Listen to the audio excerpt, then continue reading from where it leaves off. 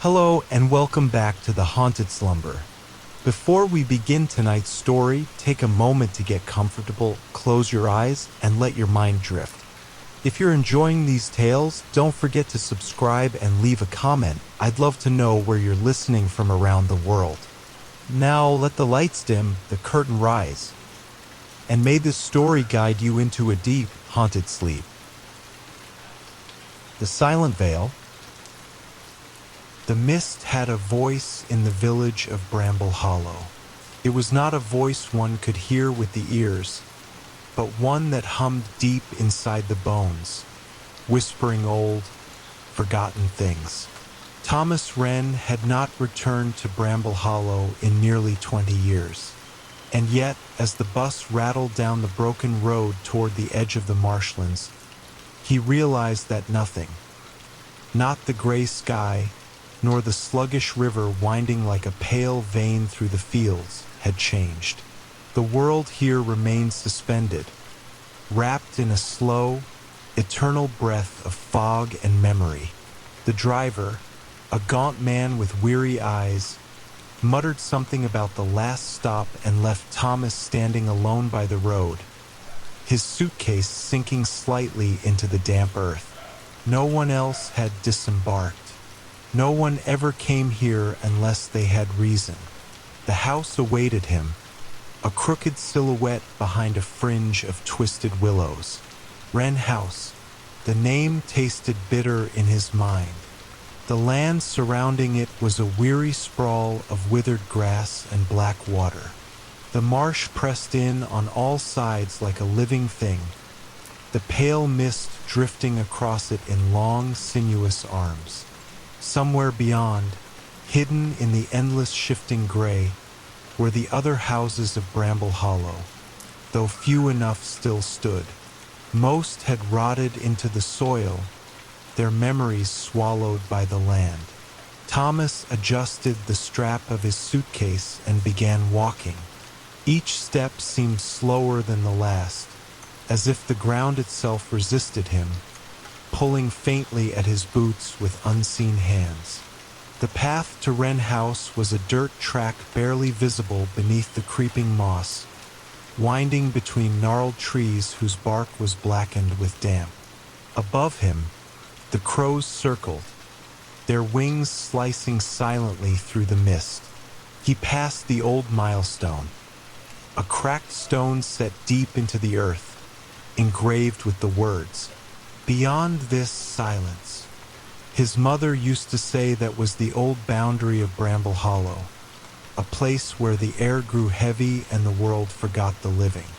She spoke of it in whispers, as if the mist itself could hear. The memories clung to Thomas like spiderwebs. He remembered rainy evenings spent staring out the attic window, watching the mist swallow the fields inch by inch, until all that remained was the hoarse cawing of the crows. He remembered his grandfather's stories, told in the flickering glow of the hearth, stories of the Silent Vale, the unseen barrier that separated this place from the rest of the world. And he remembered the night he left. The house rose before him at last, stooping and weary, its shutters hanging askew. Wren House had once been grand, its windows lined with intricate ironwork, its roof steep and proud. Now the iron was rusted, the wood blackened with rot, and the stones of the foundation sagged inward, as if the very earth sought to claim them. The front door yawned open slightly at his touch, groaning on its hinges. Inside, the house was dim and cold. Dust hung in the air like fine ash. The parlor lay in ruins, furniture shrouded in stained white cloths, the fireplace choked with debris. Only the grandfather clock in the hall still stood upright, though its face was cracked and its hands forever frozen at midnight. Thomas set down his suitcase with a soft thud. There was no power here. There hadn't been for decades, but he had brought candles. He lit one now, the small flame casting long, trembling shadows against the faded wallpaper. The air smelled faintly of damp wood, earth, and something sweeter underneath, like old flowers left too long in the sun. The floorboards creaked as he moved through the house. Each room was a mausoleum of memory. The kitchen where his mother had cooked thick stews that steamed against the windows. The study where his father had sat for hours, scribbling letters by the dim light of a gas lamp. The narrow staircase still spiraled up into darkness, leading to the bedrooms and the attic beyond. He would sleep in the attic as he had when he was a boy. The thought stirred something inside him, a mixture of comfort and dread. It was said that Wren House was oldest at its heart, that the stones at its center had been carried from the ruins of an older place, a place whose name no one remembered. And in the attic, beneath the crooked beams and the low-sloping roof, the house's heart still beat, faint but steady. Thomas climbed the stairs. The attic door groaned open at his push, releasing a draft of cold, dry air. He stepped inside. The room was much as he remembered. Low and sprawling, its wooden floor uneven and scattered with old trunks and forgotten furniture. A narrow window overlooked the marshlands, though the mist pressed so thickly against the glass that nothing beyond was visible. He set his candle on an overturned crate and spread out his bedroll. The silence pressed down around him, thick and absolute, and then faintly he heard it, a whisper. Not a voice, exactly, but a stirring in the stillness, like the first breath of a sleeping thing, came from beneath the floorboards, deep below the foundation. Thomas lay back, staring at the rafters, and let the sound carry him down into sleep. Thomas awoke to the sound of rain. It was not the hard, battering rain of thunderstorms, nor the quick silver drumming of a summer storm. It was a soft, endless rain, a fine mist descending through the bones of the house, seeping into every crack and splinter. It tapped lightly on the attic window pane, a delicate, persistent rhythm like ghostly fingers. The candle had guttered out sometime during the night. The attic was a deep, warm gray, filled with the quiet hum of the falling rain. For a long while, Thomas lay still, letting the heaviness of sleep slowly drain from his limbs. His thoughts felt submerged, like stones at the bottom of a slow-moving river. Everything was muted here.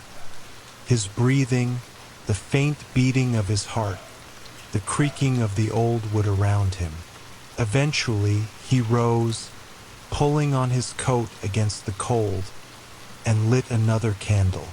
The small flame blossomed in the gloom, revealing the tangled shapes of old trunks, yellowed papers, and cobweb-shrouded furniture.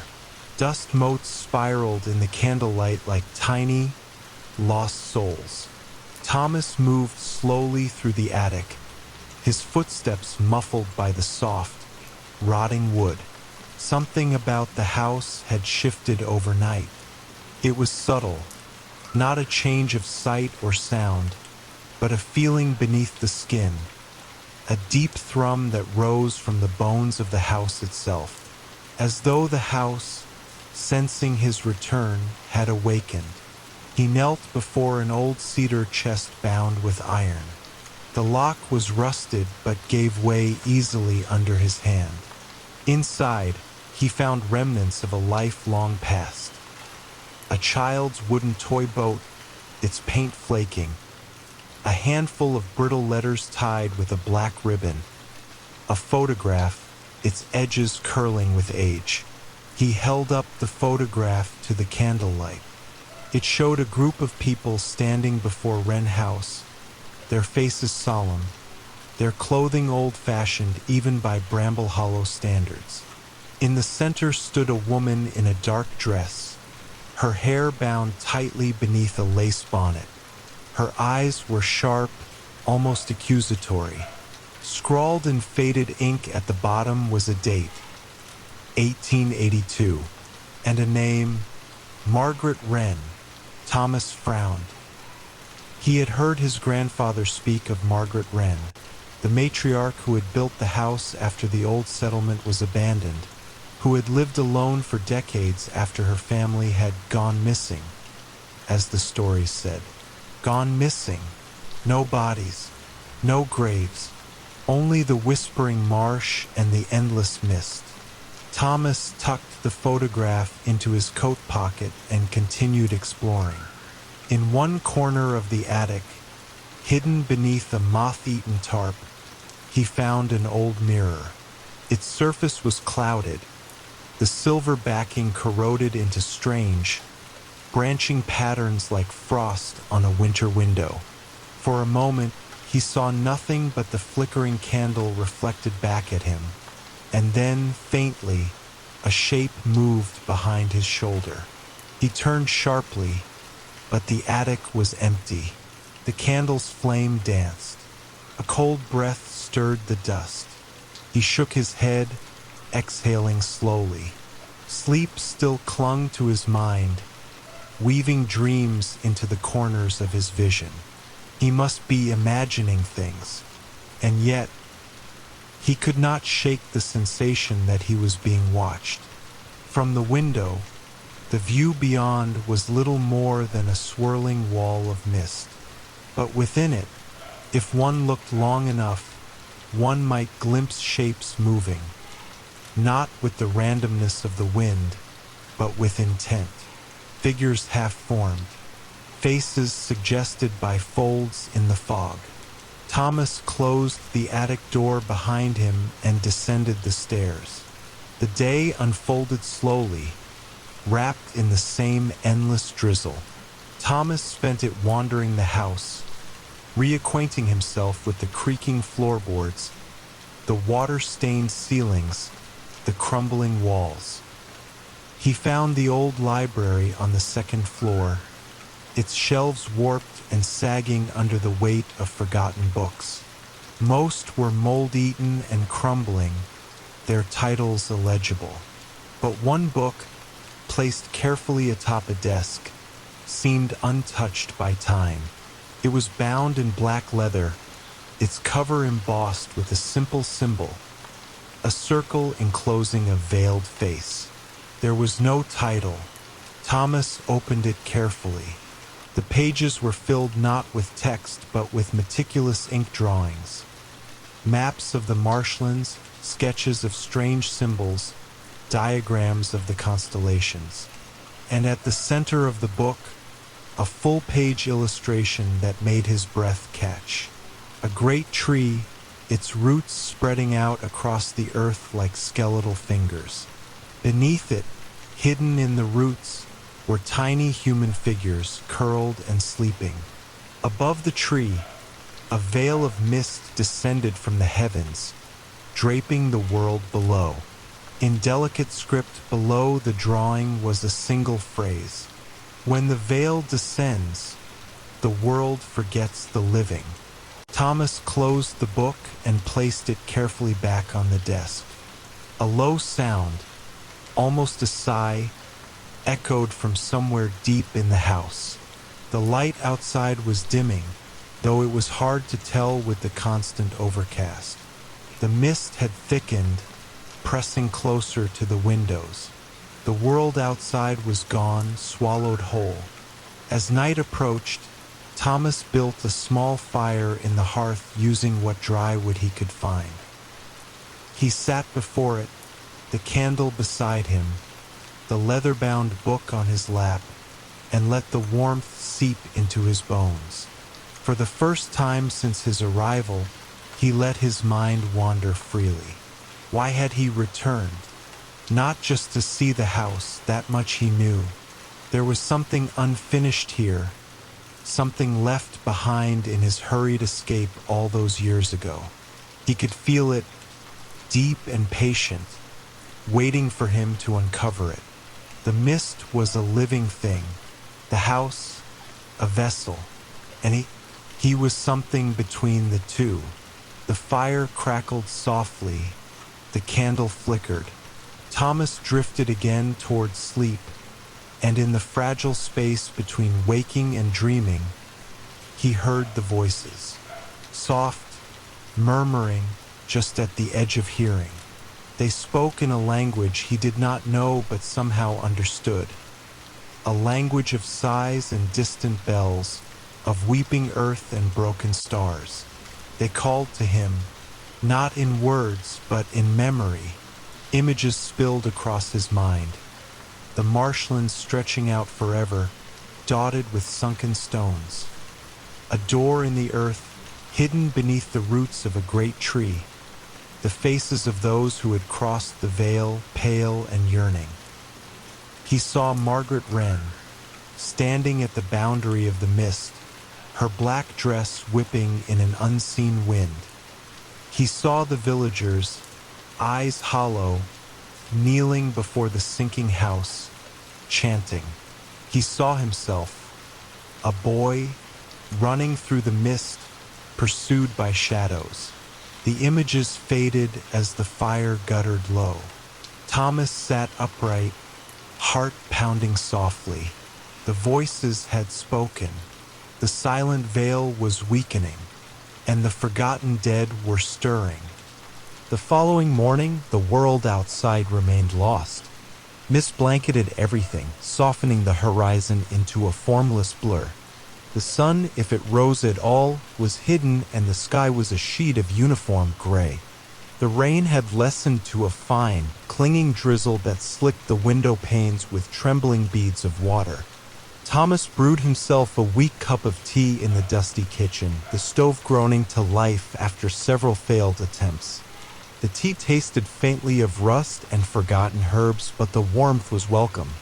The house sighed and settled around him, every creak and whisper magnified in the hush.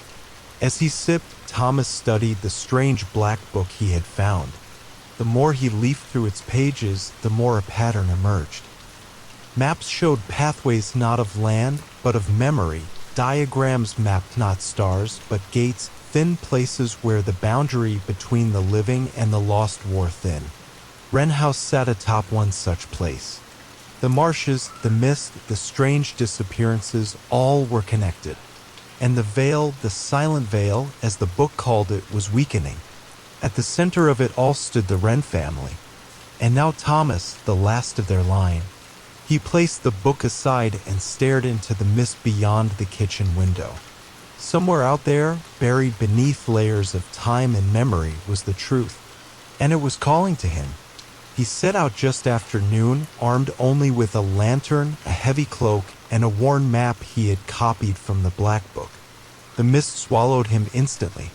Each step into the marshes felt like wading into a dream. The world behind him vanished, leaving only the soft sucking sound of mud beneath his boots and the distant, mournful cries of unseen birds. The lantern's glow extended only a few feet before fading into nothing. Shapes loomed and receded in the mist, crooked trees dripping with moss, half-sunken fences, the black bones of old cottages abandoned long ago. Every so often he caught glimpses of movement at the edge of sight, figures in the fog, silent and still. When he turned to look directly at them, they melted away like smoke. He walked for what felt like hours, guided by instinct more than sight. Finally, he reached the place the map had indicated, a hollow at the heart of the marsh, where the trees grew twisted and the earth was cracked and bleeding thin streams of mist. At the center stood the remains of an ancient willow, its bark blackened and hollowed by time. Thomas approached cautiously. At the base of the tree, half buried in the earth, was a stone door, a slab of worn granite covered in lichen and strange, looping carvings. He knelt, brushing aside the damp moss with trembling fingers. The carvings formed a spiral, descending inward toward a single point, a point that, as he watched, seemed to pulse faintly with light. The air grew colder. His breath fogged the air in front of him. He could hear it now, a low, almost inaudible hum like the beating of a distant heart. The veil was thinnest here. He placed his hand on the stone. It was warm. The ground shuddered. The mist thickened, coiling around him like living things. From the corner of his eye, Thomas saw figures gathering, thin, translucent shapes with hollow eyes and outstretched hands. They did not speak. They did not move. They simply watched. The stone beneath his palm vibrated. A voice, not in his ears, but in the marrow of his bones, whispered, "Do you remember?" The memories came flooding back, not from his own life, but from those who had come before. He saw Margaret Wren alone in the house, performing rituals by candlelight to keep the veil intact. He saw the villagers pleading at her doorstep, offering their dead for safekeeping, terrified of what lurked beyond the mist. He saw betrayal, a pact broken, a gateway left open. And he saw the consequences. The veil torn, the lost ones spilling through, haunting the marshes ever since. Thomas staggered back. The ground beneath the tree cracked open with a low, grinding groan. A staircase, narrow and hewn from black stone, spiraled down into darkness. Lantern trembling in his hand, Thomas descended. The descent felt endless. The walls were close, damp, and covered with the same spiraling symbols. The air grew colder, thicker, tasting of wet stone and ancient decay. After what felt like an hour, he reached the bottom. He stood at the threshold of a vast cavern, its roof lost in shadows, its floor a mirror-smooth surface of dark water. Across the water, dozens, no, hundreds of pale figures floated. They were not solid. Their forms shimmered like reflections caught in a ripple barely tethered to this world. And at the center of the cavern, rising from the water like an island, stood a great stone arch. The spiral gate. It pulsed with faint, sickly light, casting rippling patterns across the water. The dead floated toward it, drawn by its silent summons. Thomas stepped forward, his boots splashing softly in the shallow water. The dead turned to look at him. Their faces were blank masks of sorrow. He felt no fear, only an immense, aching sadness. They were trapped here, caught between worlds, forgotten by the living and forsaken by the dead. And now the gate, weakened by time and betrayal, could no longer hold them. They needed a keeper, someone to mend the broken veil, someone of Wren blood. Thomas. The realization settled over him with terrible clarity. He had not been called here to uncover secrets. He had been summoned to choose. Leave and let the dead roam free, consuming the living in their endless hunger. Or stay and take Margaret's place, becoming the new warden of the silent vale. A life alone, forgotten, buried beneath mist and time. Thomas closed his eyes. The choice was no choice at all. Slowly he approached the spiral gate. The figures parted for him, their hollow eyes watching, their mouths whispering in a language older than memory. He placed his hand upon the stone. The cavern shuddered. The gate flared with blinding light. The dead wailed, not in sorrow, but in release, and vanished, leaving only the soft ripple of the water. Thomas felt the power settle into him, heavy and inexorable. The veil was mended. The dead were at peace. And Thomas Wren, last of his line, became the silent keeper. Back at Wren House, the mist slowly began to recede. The marshlands stirred, revealing crumbling stones and sunken paths. Bramble Hollow's few remaining villagers, sensing a change they could not name, lit candles in their windows and whispered prayers to the fading mist. The house stood silent, its windows like empty eyes. But if one listened closely, very closely, they might hear the faint whisper of a voice carried on the wind. A voice not of sorrow, but of endless, patient vigil. Watching, waiting, until the veil thinned again, and the world forgot the living once more. Years passed, though time in the marshlands flowed strangely. Thomas Wren remained within Wren House, a solitary figure moving through the dim halls and shuttered rooms. Seasons changed beyond the mist, but inside the boundary he kept, inside the silent veil, all remained suspended, an endless gray twilight. He tended to the house with quiet devotion. Each morning he walked the perimeter, lantern in hand, tracing ancient symbols in the earth with his staff to reinforce the boundaries. He spoke to the marsh, whispering the old words, weaving protection into the stones and roots. The house itself seemed to breathe with him, a living thing. Floorboards creaked in greeting, doors swayed gently on unseen breezes. Sometimes he heard the soft murmur of voices from the other side of the mist, the lost ones, still drawn to the veil, their longing thick in the air. But they could not pass. Not while the keeper watched. Not while the ancient pact held firm. He slept little. Dreams came easily in the thick, heavy quiet of Wren House, but they were not his dreams. He saw lives not his own, women kneeling in candlelit rooms, chanting forgotten names, men wandering frozen fields, carrying lanterns into the snow, children with hollow eyes staring out at endless, misty seas. All seeking something lost. All reaching across the thinning places, desperate to be remembered. Thomas learned to endure the dreams, to ride their cold currents like a leaf on water. He learned the names of the lost, their faces, their final moments. In knowing them, he bound them. In remembering them, he soothed them. The veil was not simply a wall, it was a bridge. A mourning place. A memory. And memory, he learned, could be a kind of mercy. One winter evening, as frost laced the edges of the broken windows and the hearth fire burned low, a change came. Thomas, dozing in a battered armchair near the fire, stirred awake to the sound of soft tapping. At first, he thought it was the rain against the panes, but the rhythm was deliberate. Tap, tap, tap. He rose, wrapping his worn cloak around his shoulders, and crossed the room. The window overlooking the old orchard was fogged, but he could just make out a figure standing at the tree line, slender, cloaked in mist. A woman. Her features were indistinct, blurred by distance and the swirling gray, but something about her was familiar. The tapping came again, not at the window, but at his mind. A quiet summons. Thomas lit his lantern and stepped outside.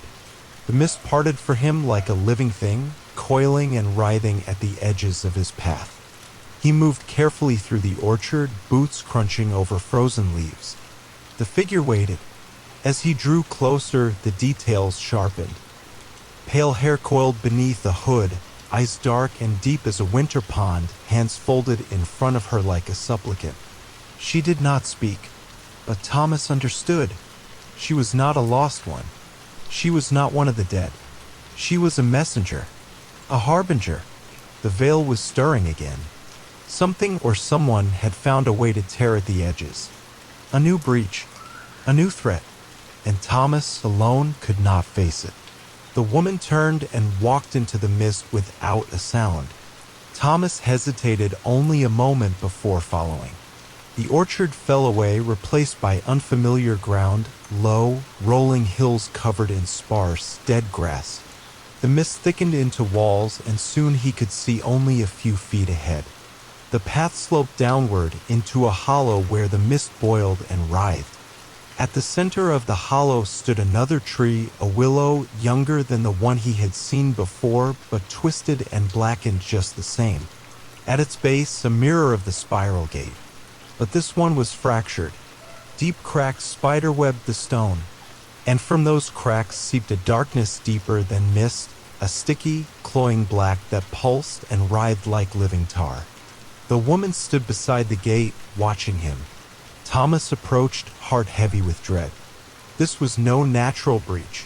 This was a wound inflicted by rage or grief or something worse. The dead beyond the veil were stirring. Something ancient and furious was clawing at the boundary, seeking a way through. The woman finally spoke, her voice soft as falling ash. "You cannot hold it alone." Thomas swallowed. He knew it to be true. The Wren blood was thin, his strength waning. He needed help, another soul to weave into the veil, to share the burden. But there were none left. No family, no heirs, only the lost ones, and perhaps the living. He turned away from the broken gate and began the long walk back to Wren House, the woman's gaze heavy upon him. The lantern's flame flickered against the rising mist. Behind him, from the cracked spiral gate, a low, throbbing howl rose up, shaking the ground. The final storm was coming, and Thomas would have to choose again. Days blurred into nights. The marsh grew restless. Lights flickered deep within the mist, not the soft glow of the lost ones, but something fiercer, hungrier. Voices whispered at the windows, low and insistent. Shadows gathered at the edges of vision, moving with purpose. Thomas strengthened the wards daily, tracing the old symbols with trembling hands, chanting the forgotten verses until his voice cracked. But he could feel it, the steady fraying of the veil. Like a rope worn thin by years of strain, ready to snap. He spent long hours in the black book, searching for answers. Buried within its final pages, he found a ritual dangerous, desperate. A binding not of the dead, but of the living. A way to call another across the veil. A way to weave a second keeper into the tapestry. But the cost would be great. A life for a life. Memory for memory. The soul summoned would belong to the veil forever. There would be no return. Thomas lit the hearth fire and prepared the circle. Candles, herbs, salt, iron nails driven into the floorboards. He etched the spiral into the floor with a shard of bone, trembling, whispering the names of the lost, weaving their memories into the call. And then he spoke. "Come to me, child of sorrow. Come to me, heart of longing. Cross the threshold, weave the bond. Be keeper, be memory, be watcher." The flames guttered and flared. The mist pressed against the windows, thick and roiling. A sound deep and mournful, like a horn blown in some forgotten sea, echoed through the house. The air grew heavy, and then a knock at the door. 3 soft, deliberate raps. Thomas, heart hammering, rose and crossed the room. He placed his hand on the wood. It was cold as ice. He opened the door. A child stood there, no older than 10, barefoot, shivering, wrapped in a threadbare shawl. Eyes vast and dark, reflecting the entire mist-shrouded world. She said nothing, but stepped over the threshold without hesitation. Thomas closed the door behind her. The house sighed, the wards thrumming as they adjusted to her presence. The bond sealed. The new keeper had come, and together they would face the final storm. The girl said nothing for many days. She moved silently through Wren House, trailing her fingertips along the cracked walls, the battered banisters, the heavy curtains that shuddered softly in unseen drafts. Her footsteps were almost soundless on the warped floorboards, a soft brushing like the whisper of leaves across stone. Thomas watched her with a deep, aching sadness. She was thin, fragile, and yet there was a steadiness to her, a weight beneath the hollow cheeks and tattered shawl. Something old, something unyielding. She belonged here, in the mist and the quiet decay. He did not ask her name. He knew better. Names had power here. Names bound. Names opened doors. Instead, he called her Little Keeper, and she accepted it with a solemn nod. Each morning, they walked the perimeter together, he with his lantern, she with a crooked branch she had found in the orchard, using it to trace circles in the soil, press runes into the frost. Each evening, they sat by the fire, the room filled with the soft hiss of wood smoke and the distant murmur of restless voices beyond the veil. Slowly, the house began to breathe easier. The wards brightened, their lines stronger, more certain. The mist at the windows grew less insistent. The ancient sadness that clung to Wren House softened at the edges, like a long-held grief finally beginning to lift. But beyond the orchard, at the broken spiral gate, the darkness festered. Thomas could feel it in the hollow of his bones, a slow, patient gnawing like teeth on the roots of the world. It was not merely the lost ones stirring. It was something deeper, older, the buried memory of an ancient betrayal, and it hungered for release. One night, long after the candles guttered out and the coals lay in a bed of ashen gray, Thomas woke to find the little keeper standing at the foot of his bed. She held her crooked branch in both hands like a staff. Her dark eyes were wide and calm. Without speaking, she turned and walked from the room. Thomas rose, shrugging into his cloak, and followed. The house was cold and dark, the mist pressing at the windows in thick, heavy breaths. Down the stairs, across the creaking floorboards, through the kitchen where the herbs hung in brittle bunches, into the cellar where the air grew damp and close. The little keeper descended the stone steps without hesitation. At the base of the stairs, she knelt and began to scrape away the dirt floor with her branch. Thomas knelt beside her, heart pounding, and together they uncovered something hidden deep in the earth. A stone slab etched with ancient runes, cold and slick with the moisture of long years. At its center, a shallow depression shaped like a keyhole. The little keeper looked up at him, her face grave. Thomas understood. The spiral gate was not the only breach. There was another gate, older, forgotten, buried here beneath Wren House itself.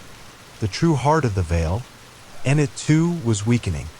For many nights after, they worked together in secret. They gathered the materials the old texts demanded. Iron nails, white ash, blackthorn branches, fragments of bone, strands of hair. They wove the runes into fresh circles, sealing cracks, stitching the fading memories back together. They whispered the names of the lost into jars of river water, binding them, soothing them. The work was endless, patient, sorrowful. And through it all, the little keeper never spoke. But Thomas could feel her voice, a slow, steady thrum in the marrow of the house, in the pulse of the mist. She was singing to the Vale, a lullaby for the forgotten. One evening, as the sun died behind a wall of roiling cloud and the first cold raindrops began to tap against the slate roof, a visitor came. Thomas sensed him before he heard the knock, a heavy, deliberate pounding that rattled the very stones. He opened the door to find a man standing in the mist. Tall, wrapped in a long dark coat, face hidden by a broad-brimmed hat. The man carried no lantern. No light touched him. Behind him, the mist boiled and churned uneasy. Thomas felt his mouth go dry. He knew what this was. Not a lost one. Not a seeker. A harrower. A thing that moved between worlds, seeking to unpick the stitches, to tear down the fragile walls between the living and the dead. The harrower tipped his head in greeting. His voice, when it came, was smooth and cold as black glass. Thomas Wren, Keeper, Watcher, your line fails. Your walls crumble. We come. Thomas stood his ground. The little keeper slipped silently to his side, her branch held firm in both hands. The harrower smiled, or something like it, and took a step forward. The threshold shuddered under the weight of his presence. Thomas lifted his lantern high. The flame within flared a sickly green. He spoke, his voice steady. You are not welcome here. You have no claim. The harrower chuckled, a sound like gravel grinding against stone. No claim? The dead are owed their due. You hoard them, bind them, chain them in your veil. They belong to the deep earth. They belong to us. Thomas set his staff against the door frame, driving an iron nail into the wood with a sharp crack. The harrower hissed, recoiling slightly. The mist around him thickened, swirling with dark shapes, glimpses of twisted faces, clawed hands, rotting forms. The dead called. The dead clawed, but the threshold held. For now, the harrower pointed a long, thin finger at the little keeper. She will not save you. None can. The earth remembers. And with that, he turned and vanished into the mist, his form unraveling like smoke. Thomas barred the door and turned to the little keeper. She stared up at him, calm, unafraid. He knelt, placing his hands on her shoulders. We must be ready, he whispered. She nodded once. The final breach was close. They could no longer simply hold the Vale. They would have to defend it. With memory. With sacrifice. With everything they were. The days that followed were filled with preparation. Thomas and the little keeper traced fresh spirals through the orchard, burned offerings at the base of the black willow, whispered binding songs into the stones. They wove their memories into talismans. A silver button, a braid of hair, a shard of mirror. Objects soaked in meaning, tied to life. Anchors against the tide. Each night, they stood at the windows and watched the mist seethe and writhe. Each night, the harrower returned, hovering just beyond the threshold, silent and patient, waiting for the moment the walls would fall, waiting for the final forgetting. One night, as thunder rolled low across the horizon and lightning stitched brief, jagged scars in the clouds, the veil shuddered, the mist boiled, the lanterns guttered and went out, and from the depths of the orchard came a sound. A long, low moan, rising into a shriek. The dead were coming. The final breach had opened. Thomas and the little keeper stood back to back in the center of Wren House, surrounded by the spiral of their making. He drew the old knife from his belt, bone-handled, iron-bladed. She raised her branch like a spear. The door shuddered under a heavy blow. Then another. Splinters flew. The windows cracked. The mist poured in, thick and choking, filled with voices pleading, weeping, raging. Thomas gritted his teeth and began to chant. The little keeper joined him, her voice high and clear, weaving through his rough murmurs like silver thread through burlap. The spiral at their feet began to glow, faint at first, then stronger. The mist recoiled. The dead hesitated at the threshold. And from the shattered orchard gate, the harrower stepped forth, his form towering and indistinct, shifting and roiling like a storm made flesh. He spoke, his voice filling the house. Give way. Release the bound. Let the earth swallow all. Thomas and the little keeper chanted louder, their voices weaving into a rope of sound. The spiral blazed. The house trembled. The harrower lifted a hand, and with a sound like tearing silk, the roof of Wren House ripped away. Rain and mist poured in. The little keeper stumbled, her branch falling from her hands. The dead surged forward. Thomas cried out, grabbing her hand, anchoring them both within the spiral. He could feel the veil fraying, unraveling at the edges. He could feel the memories slipping, faces, names, moments of sorrow and joy, all fading like mist on a cold morning. Desperately, he reached within himself, pulling forth everything he had, every sorrow, every love, every grief. He poured it into the spiral. The little keeper, eyes wide with tears, did the same.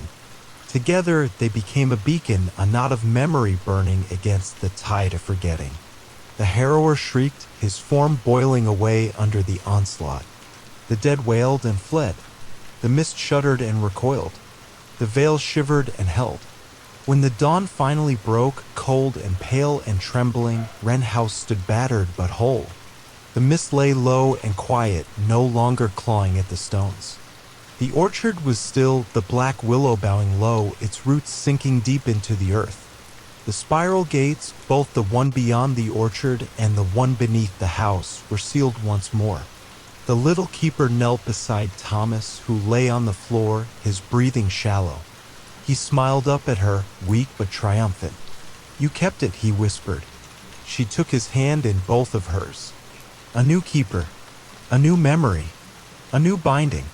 The silent veil endured, and within its mists the lost ones slept once more, cradled by memory, soothed by sorrow, wrapped in the endless song of the keepers who watched over them. Seasons passed over Wren House like a slow, dreaming tide. The orchard grew wilder, tangled with vines and heavy with dark, gnarled fruit. The willow at the far end of the spiral gate stretched broader and lower, its thick roots weaving deep into the soil. The mists remained, but they no longer pressed hungrily against the windows. Instead, they floated in slow, sighing eddies across the fields, weaving among the crumbling stones and fallen walls with a kind of tired grace. The house itself settled into a long, contented slumber. Its timbers creaked less. Its shutters no longer banged in restless winds. Its stones breathed together as if dreaming. At its heart, the little keeper, no longer quite so little, tended the spirals. Each morning before the light fully broke, she walked the perimeter with her crooked branch, now worn smooth by years of her touch. Each evening, she lit the 3 lanterns.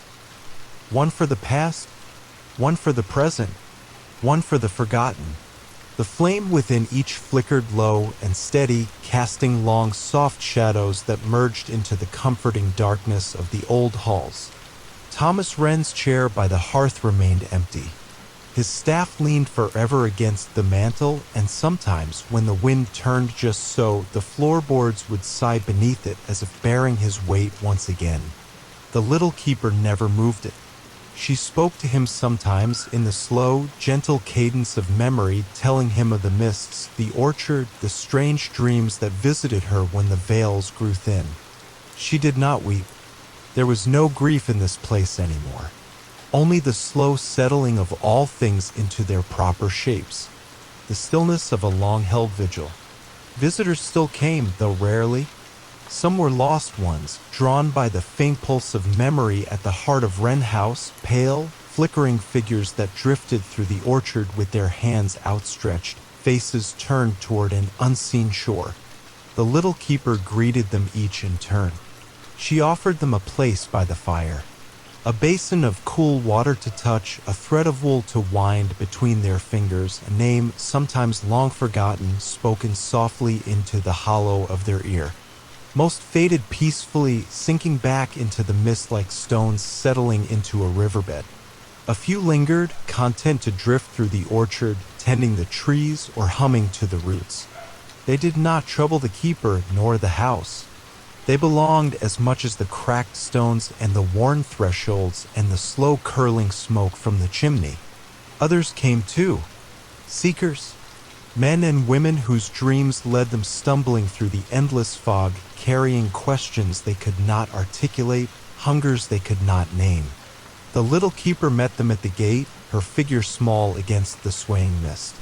Some she turned away, sending them gently back into the gray with a whispered blessing. Others she led into the house, offering a place to rest, a cup of bitter tea brewed from the orchard's oldest boughs. Few stayed long. The house itself whispered to them, reminding them of things they had forgotten, pressing cool palms against their fevered minds. Most woke after a single night with tears on their cheeks and a weight lifted from their hearts they had never realized they carried. They left lighter, their footsteps steadier, their eyes clearer. They never returned. The harrower did not come again. Not as he had.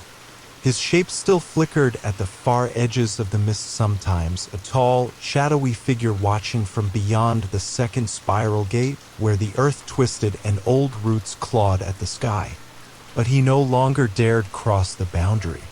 The veil held him at bay, anchored not by fear or hatred, but by memory, by love. By the quiet, stubborn endurance of a house and a girl who remembered when all others forgot. Years deepened. The orchard thickened. The mist thinned, then thickened again. The black willow split and grew 2 new trunks, forming a twisted archway over the furthest gate. The little keeper, now a woman with silver threading her dark hair, stitched new spirals into the earth with the tip of her staff, singing soft songs that no longer had words. And Wren House, vast and broken and breathing, endured. A slow, endless hymn to all that had been lost and found and bound again. One evening, long after the first frost had silvered the orchard and the wind smelled faintly of smoke and endings, the little keeper dreamed. She stood on the far edge of the mist, beyond the spiral gate, where the land fell away into gray nothingness. Thomas Wren waited there, his face unchanged, his smile patient. Behind him, others stood, figures she recognized but could not name. Some had watched over the orchard before her. Some had carried the lanterns. Some had simply loved and remembered and kept faith with the forgotten. They bowed their heads to her as she approached. Thomas spoke, his voice like the first crack of light at dawn. "You have kept the song, child. You have mended the broken circle. The veil holds because of you." Tears slid down her cheeks, warm and easy. She knelt, pressing her forehead to the cool earth. "I am tired," she whispered. Thomas reached out and lifted her chin gently. "Then rest."